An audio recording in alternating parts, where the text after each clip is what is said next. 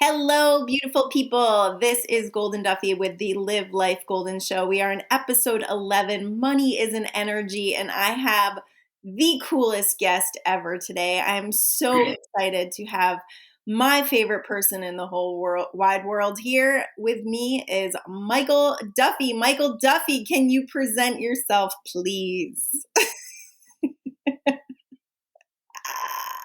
We're going to have a really Hi. cool conversation today with my man, Mr. Duffy. How you doing, Mr. Duffy? I'm good. Can you hear me? Yes, I can hear you. Our podcasters can't see that. Michael's raising his hand. I have a So question. thanks for being with us today. We're really excited to hear about your wisdom and how you put up with me and how we're able to to live this incredible life together with our beautiful girls and our wonderful family. And I think it's cool to be able to be on a show together and show people that, what we put on Facebook is really true and that we are both really into universal law and living it. And I think that I work really hard at it and I think you just kind of do it. So you've always You're been a funny. little bit of my guru.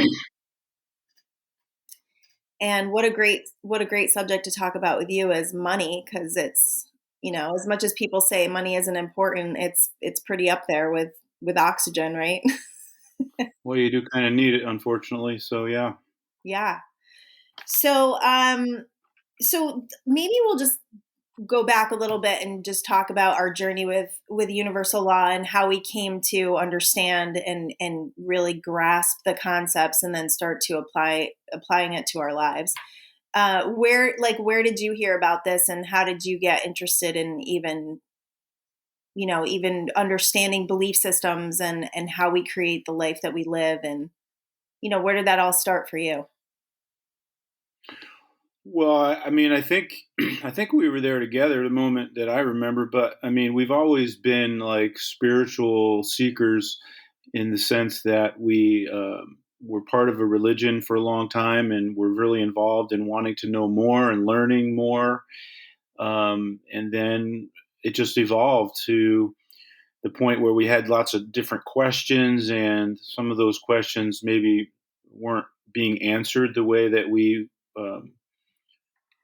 could understand them. So we were introduced to the law of attraction. We were on a trip. The way I remember it is we were on a boat somewhere, I think, or I don't know. I think we were in Hawaii or somewhere, and somebody told us to check out some videos, and we did, and they just started to make sense. And ever since, we just kind of kept wanting to know more and more and more, and it's just led to lots of different things. Yeah, I think the first book we read was now I can't remember the name of it. It was Lynn. Excuse me, your life is waiting. Yeah, Excuse Me, Your Life is Waiting. And that book kind of lit us up in a whole new way and helped us to start getting answers to a lot of the questions that we had that, we didn't want to be in a position where we were begging God to help us or that we felt powerless in our lives. And I think that book was something that turned a light switch on for us and helped us to start creating a little bit more deliberately. And I remember really fun times of creating things and having days where it was like things were just coming at us constantly. And we were like, this really works, Yeah, the cool thing about that book, if I recall, was it was written in real simple terms and simple language. It wasn't like all woo woo and fancy words and stuff. And it was just like this woman's life experience. And there was like some experiments and different things. And that's where we really resonated with it when we were trying some of the things she was talking about in the book and they were working for us. We would kind of look at each other like, oh my gosh, this really works. I know so what was her name? Lynn Grabhorn. Lynn Grabhorn. So that's a really good beginner's book. And even if you've been at it for a while, I think it's always good to like reread books and remind yourself of what they're about. But I remember she talks about this thing called running your energy, which is where you put yourselves in really high states where you raise your level of thinking and you get really into appreciation and you have conversations around things that you want to happen like they've already happened. And I remember doing that together. We would talk about being on our boat and, relaxing and being with friends and having fun. And we would talk about it as if it was already happening. And that's when I feel like we tuned into another frequency with that whole experience. And that's when we started to really see physical evidence that this shit really works. That's right. All right. What do So you want to talk about? I want to talk about money. And the reason why I want to talk about money with you is because I've watched you over the years do some really cool stuff. And I think that at this time in life, people probably could really use this conversation because there has been a lot of contrast in the world, and there have been a lot of situations where people maybe have felt powerless. We were actually talking to a friend the other night who's changing her profession right now because what she was doing wasn't working, and now she's feeling like she wants to go through with a creative outlet, which I thought was really cool. But you have kind of built your own economy a few times. I've watched you do that, and it's been fascinating to watch. So I felt like money in a conversation with you, you could bring another light to it that someone like me has a different perspective because I'm not the one out there, always making it happen the way you do. And you've had to take your energy and do different things with it throughout the years based on what's going on in the world. So I think you can lend a lot to that conversation. And we've been through financial struggles a few times, a financial contrast. I don't even like to call it struggle anymore because I feel like the last time we did it, we kind of flowed through it in a way that was different than the first time. So can you just talk a little bit about the first time, what happened to your business, and then how we came out of it and some of the things, some of the elements that you were able to apply that helped us to cruise out of it? Well, I mean, it's such an old story at this point, but um, yeah, it was, not that old, but seems like a lifetime or two ago. It was back in 2008 or 2007. And, the shit that was going on in the world affected our lives more than we thought it would. We were just cruising along. I do residential remodeling, and we were back in Connecticut at the time. And I remember it was a time when I could quote a $300,000 job over the phone and then just turn it down because, things were cranking, right? And then the whole mortgage crisis, banking thing, whatever happened. And we never paid attention to that stuff. So weren't really prepared for the impact that it would have on our life. And suddenly there was no work and people were, losing money, losing their homes. And we weren't diversified in any way. So it was a real big hit. So yeah, going through some challenges, some contrast, and then I think it was probably during that time that we were exposed to all of this law of attraction information, and it was probably because of the intensely strong contrast that we were going through that it was presented to us, and then we started to learn about it and started to get a little more relaxed about it, and I got out of construction for a while because it was just, it was kind of devastating. I mean, bankruptcy and, we didn't have money for food at some points. I mean, we had 4 kids in the house at that point. It was, uh, pretty hard times. And then things started turning around. I started seeing some friends of mine that were doing pretty well in construction. And I remember starting to feel happy for them, happy that they were doing well. And I was like, that's so great, that guy's doing so terrific, and I'm proud of him because I knew him for a long time. And but I didn't get jealous or any of that. Just genuinely felt gratitude for his success. And then one day I ended up working with him, and things started to turn around, started to get a regular paycheck again. And so that just kind of was like a turning point there, just learning to not hold on so tight to all of the bad stuff, let it go, and just have gratitude, appreciation. See, it doesn't matter what you're appreciating or having gratitude for, it's just the feeling alone. It doesn't have to be around the specific topic that you're dealing with. And then other things started to happen as well, and it slowly started to turn around. And I think it was all because of that whole process. I mean, you have to go through the process. So, but No, learning to absolutely. let it go and relax a little bit. I remember that moment too. That was like a pivotal moment for us where we were like struggling, struggling, struggling.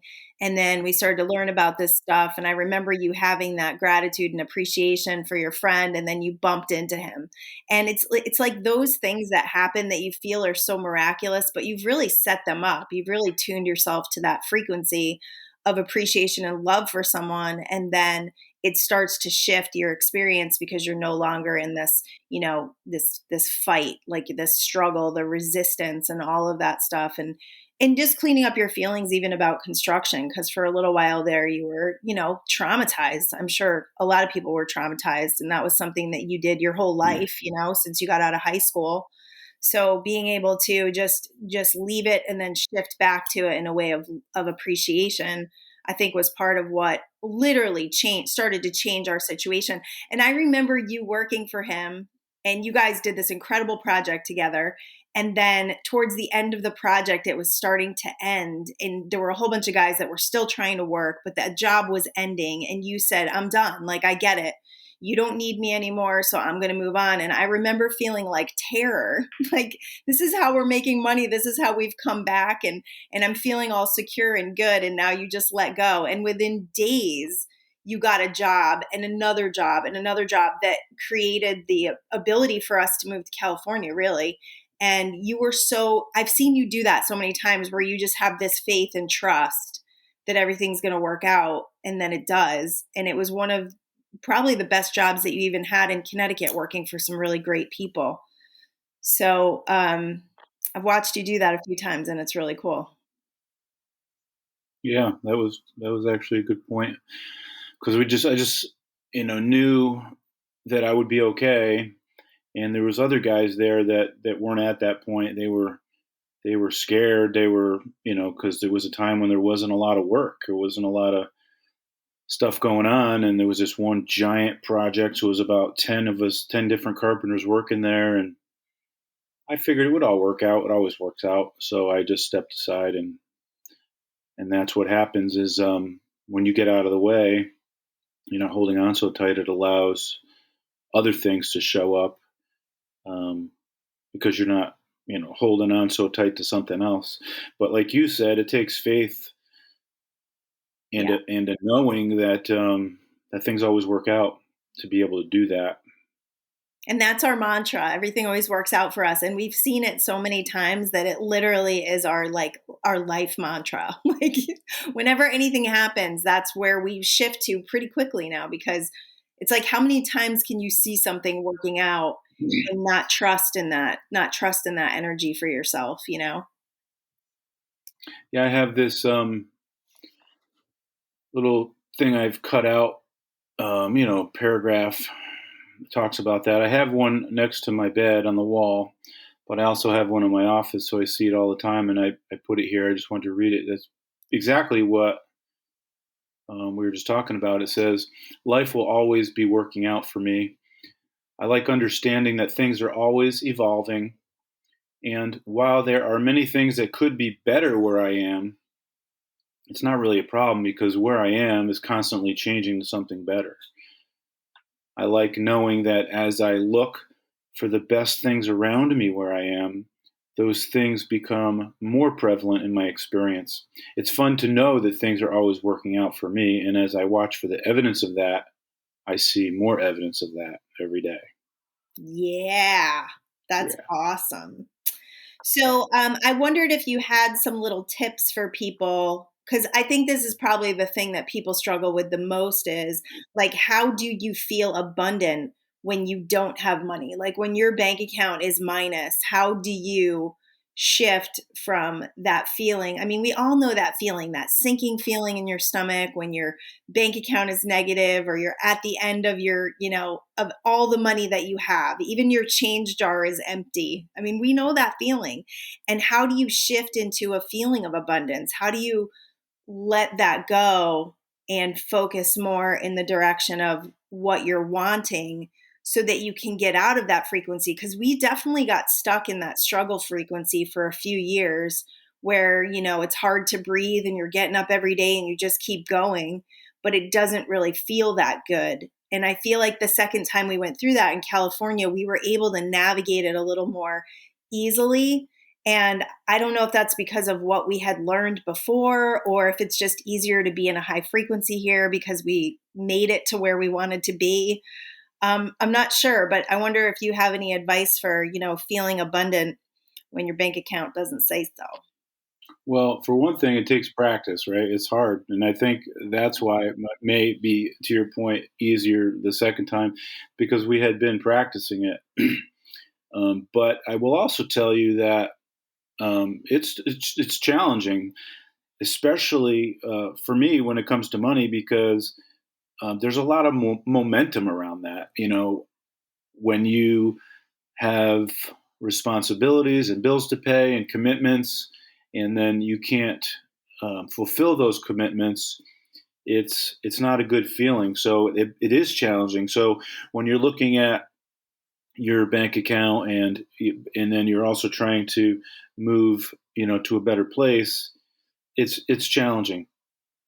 But you have to also remember that you made it to where you are right now, right? You're here you are. And that's why that quote I think is so great because it says, where I am is constantly changing to something better. So wherever you are, there you are. And if you really think about it, you're doing fine. You've made it to this point. Things are working out. They could be better, but that's not a problem because things are always changing. So, if you change your thoughts and the feelings that you have around your beliefs and all that, things will get better. Now, it doesn't always happen immediately, especially when you have a lot of momentum like that around a specific subject. But if you pay attention, small little things will start to happen. And, it's not always like this dramatic event where, millions of dollars falls on your lap. But, it could just be small things. One time you found $100 bill in a parking lot when we didn't really have any money. It's like little things like that. I mean, if I found $100 bill in a parking lot right now, I'd still be like jacked up, excited. I'd be like, oh my God, that's so cool. But, even finding a nickel or a dime or just looking around at the beauty in nature and focusing on just the little things, the good things in your life that are really important will shift everything because, you could have 10 things going wrong, but if you focus on the one thing that's going right, it'll start to infiltrate all the other things and things will start to turn around. And it goes both ways. If you have 10 things going right and one thing going wrong and you focus on the one thing that's going wrong, it will affect the areas that are going well and things will slowly turn to shit. So you can go either way you wish. It's just about practice and consistency and appreciating where you are. Yeah. And having gratitude for all those little things. It's like kind of cliche sometimes when you hear it because you think, oh yeah, bullshit, but it doesn't happen overnight. You just have to stay with it and practice and focus on those little wins, and those little wins will attract other things that are positive. And that doesn't mean bad things aren't going to happen. That doesn't mean you're still not going to have challenges and maybe some of those old things are still going to pop up. But overall, it's getting better. And that's why I love that quote, because it's like things are, they could be better where I am, but it's not a problem because where I am is constantly changing to something better. So yeah, it's kind of like a soothing process. I remember when I found $100 on the ground, and at that point in our lives, we were pretty new to California, and I think you might have been working for this guy at that point, and we weren't really quite making enough to make our bills at the end of the month. And I remember going into Trader Joe's and spending the rest of the money that we had. It was like $40. And I bought shrimp and I bought langostinos, and I was feeling really abundant. And I didn't even give a second thought to the fact that our bank account was zero. And I walked out and there was $100 on the ground, and I picked it up and I looked up and I was just like, thank you. And I felt so good. And I remember this was such a pivotal moment for us because we were kind of in this, like, we've come too far to fail. We're like, we're not going back. We've burned the boats. Like, this is it for us. And I remember showing you the $100 and you said, we have nothing to worry about. And that was a turning point for us where it was like, oh, we're doing this and we're supported and we're loved. And no matter what happens, there's always going to be, and it would happen all the time. So we'd be watching the energy and have no money, and our bank account would be minus, and we'd get $200 in the mail for some lawsuit that settled. And it happened so often and so frequently that it kind of became a little game that was fun. And it didn't have the weight and the stress and the pressure that we felt the first time, because it started to feel like we could feel this flow happening, and it just got better and better and better. So it's like a soothing thing that you do, when you're in those moments of anxiety. We've always been really good about kind of pulling the other person out of it. Luckily we never really were totally in it together, other than I remember that one time when we didn't have rent and we literally just kind of like talked on the phone, and we both were under this like feeling of pressure and desperation. And I remember just looking at all the different ways that we could solve the issue, and we ended up solving the issue. And it was like we were holding on really tight, and it was 11th hour, but it still worked out. That was probably the biggest shift of my faith, was when we got that $5,000 from a totally unexpected source, and that helped us to get out of a situation where we thought, oh boy, we might be homeless. Those were some scary times, but I'm thankful for them for sure. All right. Well, let's talk about something a little more positive now. All right. Well, let's talk about tips for, I wanted to talk a little bit about your work and the way that you manifest clients, and the way that you have shifted different things as far as like working for people that weren't exactly in alignment with you, and how you've been able to, create some really wonderful people that you've worked for. Because I think, when you own your own business, it's really easy to get into that holding on really tight and taking everybody that comes, taking every job that comes, even if the client doesn't align with your personality or your morals, or it's that desperation of taking everything that comes. And now you're getting to the point where you're in that higher space where you can reflect and decide who you want to work for. True, but I will say, for someone who may be in the early stages of that, you're better off just doing it early and not going through all of the process, because it's going to work the same way. It's just, I like to learn things the hard way, I guess. But, when you get real busy and you have lots of jobs, you can do that sort of thing. And when you're new, or when you're, don't have any work, you feel like, oh, I have to take this job, even though, there's always red flags, no matter what business you're in. If you're in a business where you are constantly looking for jobs or clients or whatever profession it is, it doesn't matter. You always get a feeling, or there's always those red flags. And when we ignore those red flags, inevitably, usually not far into the project, you realize that you should not have ignored those red flags. But now you're in, and you can't go back. So you make the best of it, and you figure, well, I'm just going to get through this, and hopefully I learned something from this, and I'll try not to make that mistake again. And it's in those times too where I've had this happen a few times over the last few years. And what I've done is I literally visualize myself already done with the job. Now, I might still be in the middle of the shit. I mean, it's like sometimes people can just be nasty, right? And so it can be difficult because you have all these emotions of like anger and all that stuff. So to put yourself in a place where you're already done is really helpful, because it'll relieve those feelings, and you have to really put yourself there though. Like talk it, like I talk to myself all the time when I'm driving in my truck, so you can like visualize it and be like, oh man, so glad we're done with that project. Boy, it wasn't so bad. We got through it. It was tough there for a minute, but man, we got through it. Everything worked out. It always does. Everything always works out. And then there's always blessings from things like that.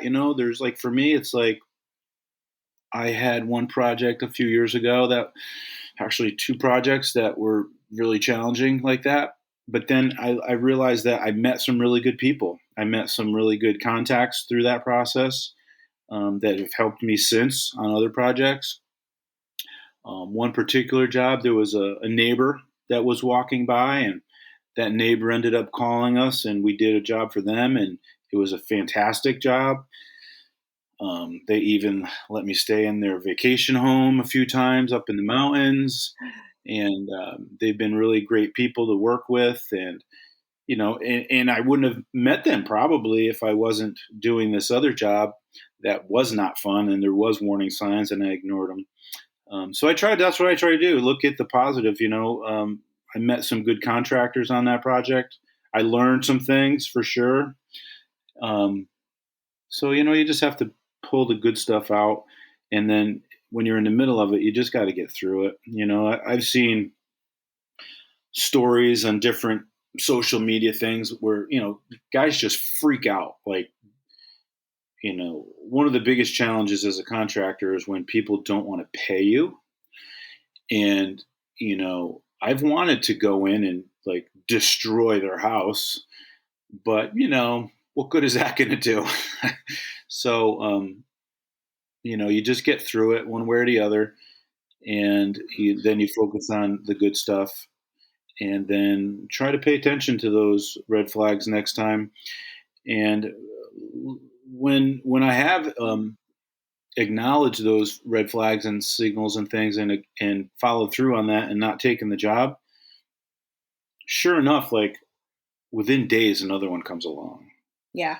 So it's like, things always work out. You just have to allow it to happen. Yeah.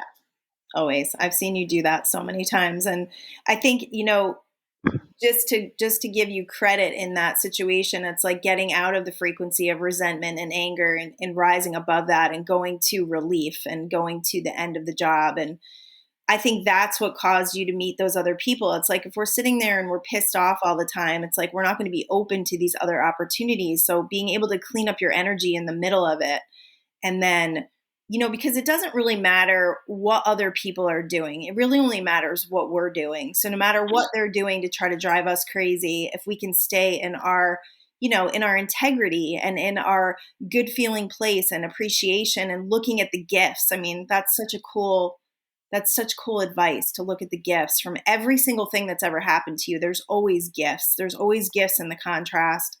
And the contrast, I think, even in that job that you were just talking about, leads you to the desire of working with really wonderful people, which has been your experience since then.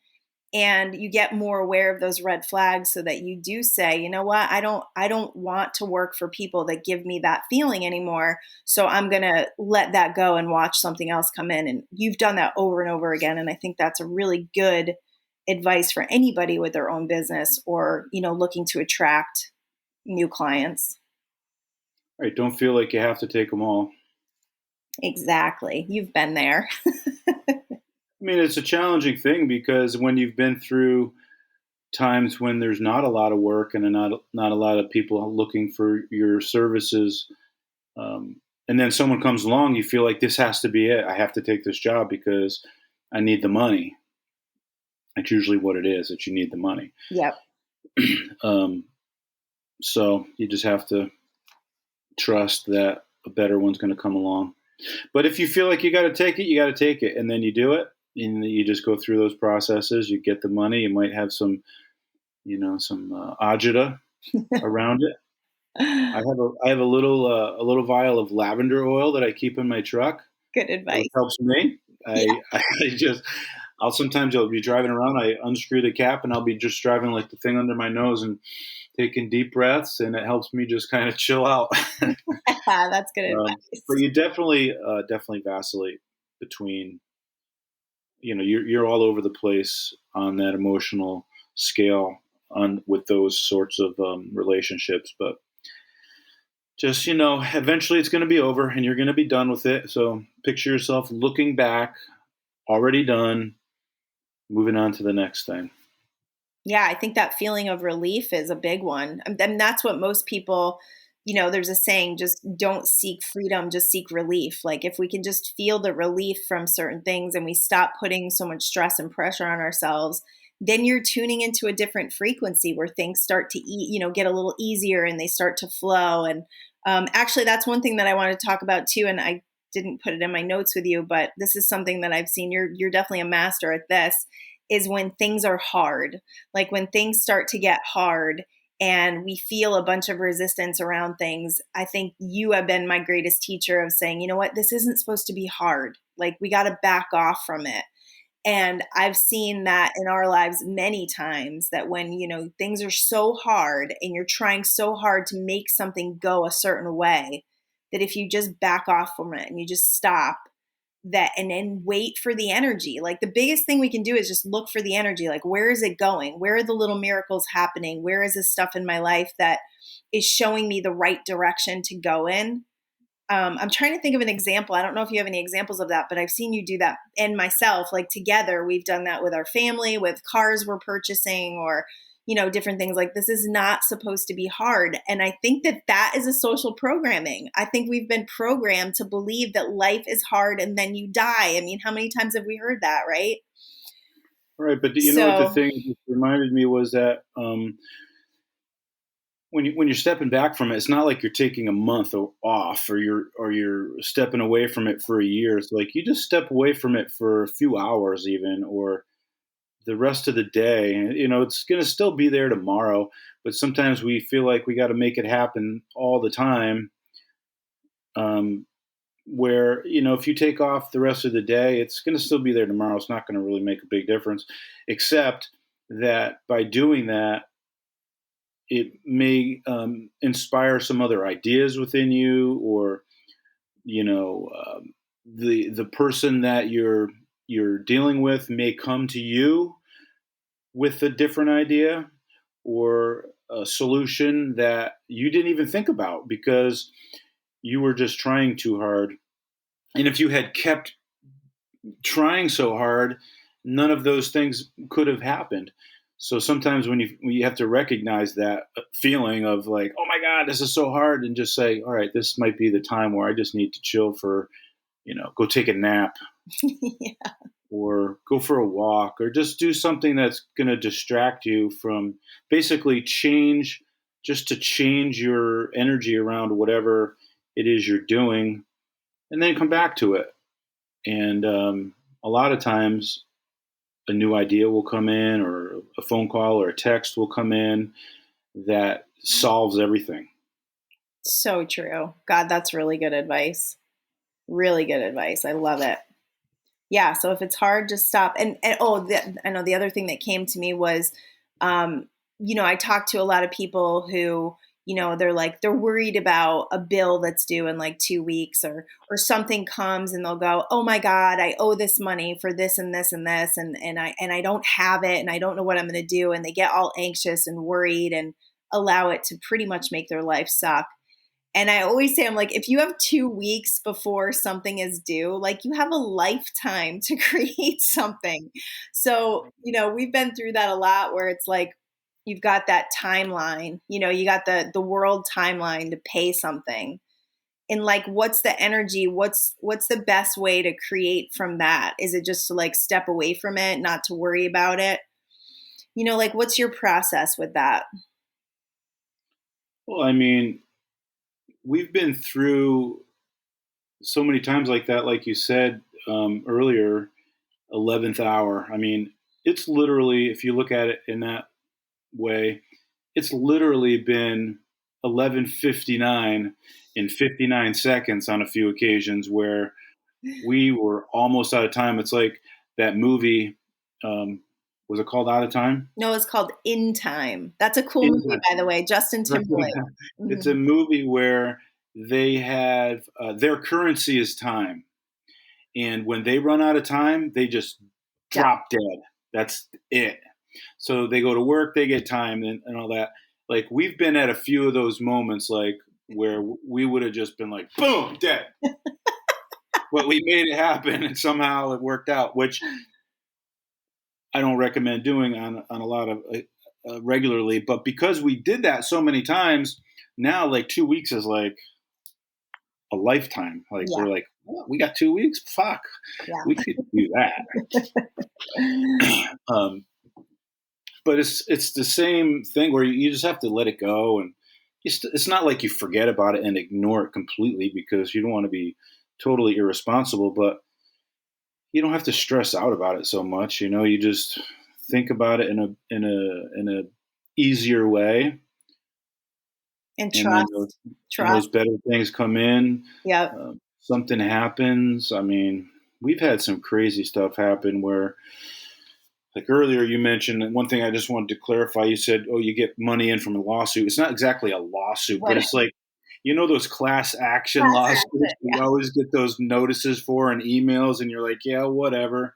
Well, we've had a bunch of those where just one day, boom, you get a couple $100 in the mail or $6 sometimes or whatever.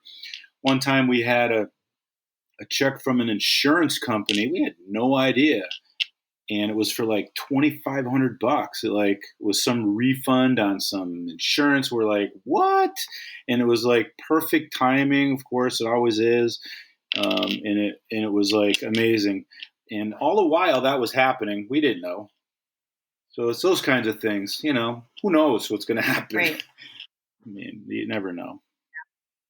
And we say that all the time. It's like we have no idea what's going to happen. And if you can stay like in that level of excitement and trust, like there's such a huge amount of trust and faith that we've built over the years that you step into it and you're like everything always works out, and it always works out for us in such a cool way that there's no doubt anymore.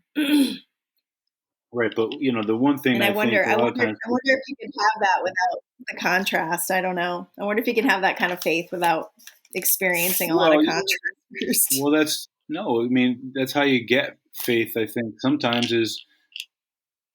I mean, faith is basically a knowing. You just know, even though you can't see the evidence of what's coming. But when you've done it so many times and it always works out, one way or the other. I mean, here we are. We're still here. It Yep. worked out.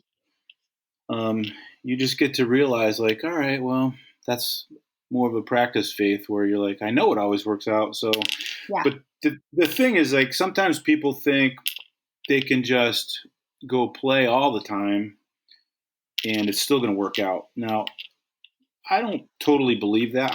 I think you still have to do something.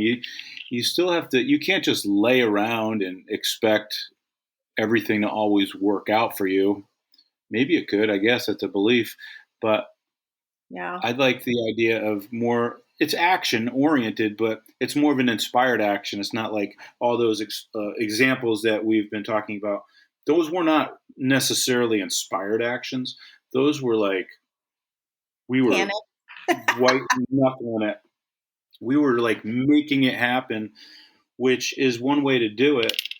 Um, but I also feel like you still have to be engaged. You still have to be out there. You still have to be, you know, you can't just go hide somewhere and expect it all to work out. You still have to I be, always say it's the energy that you have behind it. If you're sitting there yeah, waiting in misery or in anxiety, nothing's going to work out. But if you're going through your day and appreciation and, you're you're talking to in, people, you're interacting with different yeah, people. yep, yeah. We did a lot of networking. That was definitely networking Networking has was a been way a big thing yeah, for me. I mean, you know, when you talk about like creating your own economy, I don't know that I could talk to everyone about that because I think it, but I don't know that I can because my skill set is different from your skill set or somebody else's yeah. skill set. I feel like my skill set is a very marketable skill set. Everybody needs somebody like me at some point in their life to fix something. Um, so when you meet people and they like you and you know you have a generally good disposition and people feel like, oh, that's a good guy, I can work with that person, then that's how it's worked for me. You know, if you go around fucking grumpy all the time and there's a lot of guys in my profession that are like that. They're grumpy Yeah, or they're cocky or they're just arrogant. Um, they're not likable. that's a good Maybe one. they'll have maybe they'll have a harder time. I get a lot of jobs because people like me and they trust me, and you know they get to know me. I tell them stories. It's not always about work. It's about family and you know that sort of thing. So Yeah. creating your own economy is easier when you're nice. Yeah. I know. And your tagline is built Michael Duffy Carpentry, building relationships, and you've done that forever. You know, you're in people's homes, you're part of their family for a little while, and you've definitely taken that to the next level where it's not this awkwardness. You just become friends. I mean, we have so many friends that were clients before. People can do that in any profession. They just need Absolutely. to try not to make it about the money all the time. Make it about the relationships. And book I read a long time ago talked about um, you know the goose and the golden egg. It's like you have to nurture and take care of the goose. It's not always about the money, the golden egg. You have to take care of the goose so that it keeps producing for you, and not focus on the money. Focus on the goose, and that's what kind of what it means. You know, building relationships and being nice to people. Yep. In any career or profession or business that you have, obviously everybody knows that word of mouth and that sort of warm referral connection is the best. So Yeah. No, absolutely. That's awesome. Well, there was a lot of good tips here as far as money goes and just feeling better about your situation. I just want to dive really quickly into parenting and just being a dad of so many girls. I remember, you know, when people hear over the years, people have heard that we have four girls, and they would just be like, "Your poor husband," you know. And we had this nurse. She was the nurse of our fourth baby, and I remember she was the only person who ever said something positive about us having four daughters. And she said, "You will always be taken care of." And I always think of that because you are such a good dad to these girls. Like, I could not have picked a better man for the women that we've brought into this world. And you have such a way with them that is, you've taught me a lot because, you know, moms and daughters, you can like really get into sticky situations with each other. And there's a lot of healing that's going on with us for sure. But you always have such a gift for staying above it and for not going. We've had a couple situations recently where, you know, I have to work at this. I definitely have to work at it. And I got to pull myself up many times from going to those, you know, those habits of thought about them and the things that tick me off. And you just have such, like, can you give any advice to the dads out there or the moms out there, you know, dealing with hormonal teenagers or just hormonal people in general, and how you know, how you navigate that? well, I mean, again, just like with all the other stuff we were talking about, it's practice. You know, for so many years, I mean, I wasn't always that way. I used to get into it True. quite a bit with a few of them, but I've learned from that it's kind of like the client who doesn't pay you for the work. You want to go in and demolish their house, but what good is coming of that? Like, it's just going to cause more problems. And when you're with your kids and you do that, same thing. It causes more problems, you know.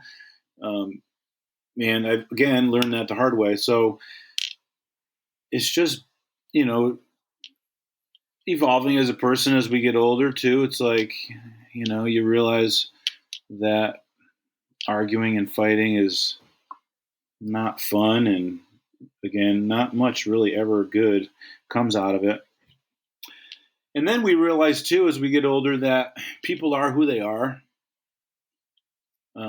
I think it's different maybe when your kids are younger, because as parents, we feel like it's our responsibility to control everything that they do, to make them into the people that we think they should be. Because what do they know? What do they know? They're just kids. They're just stupid kids. Like, they don't know anything. Like, we've been here way longer than they have. They should be listening to us. And then when they don't, we're like, what the fuck is wrong with you? You should listen to me, right? But then as we get older, we're like, they're going to do what they're going to do. Like, you want to keep them out of danger and give them advice. And, when you see them doing things you think, oh, that's not going to end well. And if it's life or death, that's one thing. But now it's just like, okay, that's what you're going to do. Mm-hmm.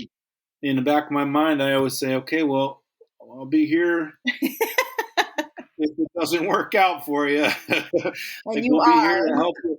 We'll be here to pick you up or help you out in any way we can. Yeah. But, I had to learn things on my own the hard way. And sometimes other people have to do the same thing. So, again, as long as it's not life or death, which, is a debatable topic, is is life or death when they're going out to do something. But also at a certain point, you're like, what else can we do? Yeah. Like, Yeah. we've done all we can. Like, we've gave them everything we have. We've loved them all we can. We've given them the advice that we feel is appropriate. They take it or they leave it. Yeah. And, our youngest is now, is she 18? No, thank God. No, but she's graduating, and it's crazy. Like, we've been in school for 25 years with kids, and she's graduating this week, and she's going to graduate. So that's great. And, yeah, it's a whole new level of freedom for us, and it feels good. It feels good. I'm not feeling any sadness from it. And I think people say to me all the time, like, well, how are you going to feel when you're empty nested, and it's going to be terrible for you and whatever. And it's like, I have so much joy that our kids are who they are, and that, that our adult kids, even our oldest daughter moving to Connecticut, which I think everyone on this show knows that broke my heart. And I've had to deal with not being, in her everyday life, even though she calls me every day. So that's not true.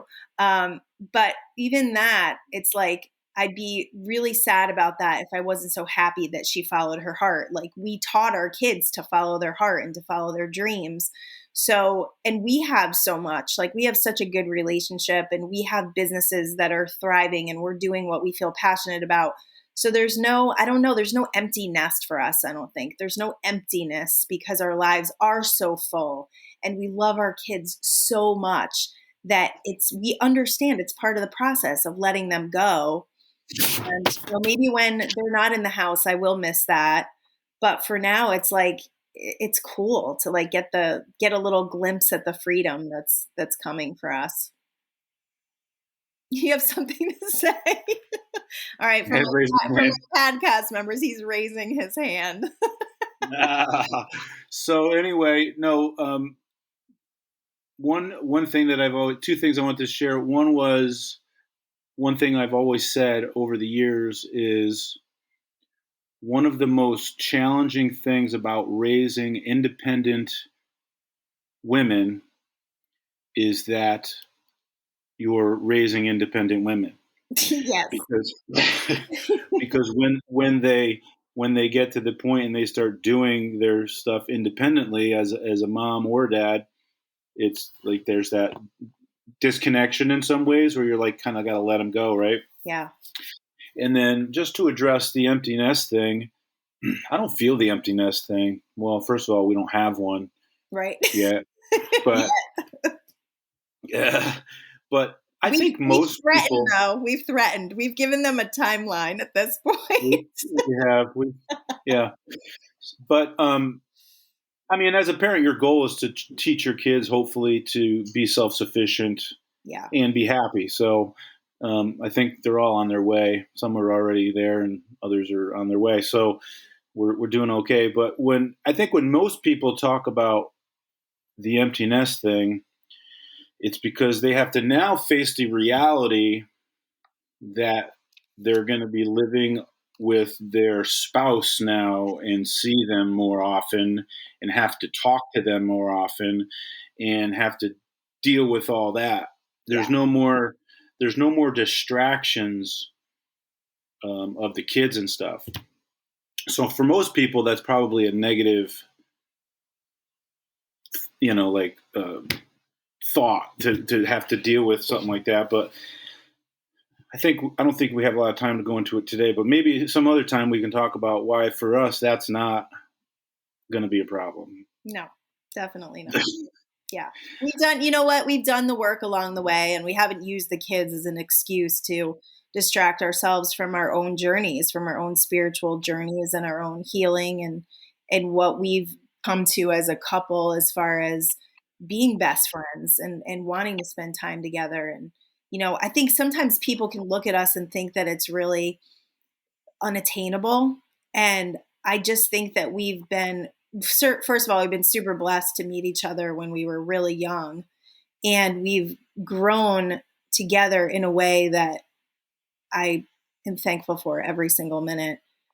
But, it takes two willing partners for sure. And it takes an understanding of relationships and how relationships work and how energy works in order to exchange and work together. We've never like been on opposite ends of the fence. We've always just come back together. Whatever the struggle was, whatever the fight was, whatever happened, we always came back together and figured out how to do it better the next time instead of creating enemies out of each other, especially with financial stuff. I know people can get, in this blame game and resentment and all of that stuff. Like, you spent all the money I made, or, people get like that. And for us, it was like, we have to work together. We have to get into like warrior status together. And I think that's why we've been able to overcome stuff and, and grow together, Yeah, for sure. I mean, there's challenges along the way. But you know what? We can talk about that some other time. Yeah, no, I would love to do a show on relationships. That would be awesome. Well, this was so cool. Is there any parting tips that you'd like to give for life, for creating better experiences, for the secret to it all? I can't reveal my secrets just yet. But no, I mean, everything we talked about, really. I mean, anything you say at this point is just like a cliche tagline that you probably hear anywhere. See a meme on Facebook. Yeah. See a meme on Facebook about it. But I mean, all those things are true. It's just processing and rolling with the contrast and realizing that, as it says here in this amazing quote, which I read all the time, that life is always working out for me, and it's always working out for you. It's just people will say, yeah, well, what about this or that? Well, so what? I mean, here you are. You're here. Yeah. And you're on this side of the earth, this side of the ground, so you still have an opportunity to turn it around. And if you keep focusing on that problem that you have, it's only going to get worse. Mm-hmm. And if you focus on the solution, it doesn't mean the problem's going to disappear right away, but little by little, slowly, day by day, it'll get better. And the more you watch for evidence of that, the more you're going to see evidence of that. So, as they say, the better it gets, right? And it goes the other way around, by the way. It does. The worse it gets, the worse it gets. If you focus on the worse it gets, the worse it gets. But if you focus on the better it gets, the better it gets. So true. At the end of the day, I mean, we have our challenges sometimes during the day. I know I do. But at the end of the day, you just have to realize, like, hey, man, it's all good. Like, things are okay. I'm here. I have my family and my wife and my dog or my cat or whatever you have, and it's all good. Look out the window. I look out the window all the time and just think, wow, it's so pretty out there. I have a hummingbird feeder right here, and there's always hummingbirds coming up, and Those little things, right? Yeah, those little things for sure. Good stuff. Well, thank you, Michael Duffy. You were an incredibly wonderful guest to have on, and I'm excited to share Well, this with the speaking of money, I'll have my agent contact your people world. so you can pay the invoice promptly as you can. Perfect. Perfect. All right. Well, that's our show for today. Thank you for being with us, and peace.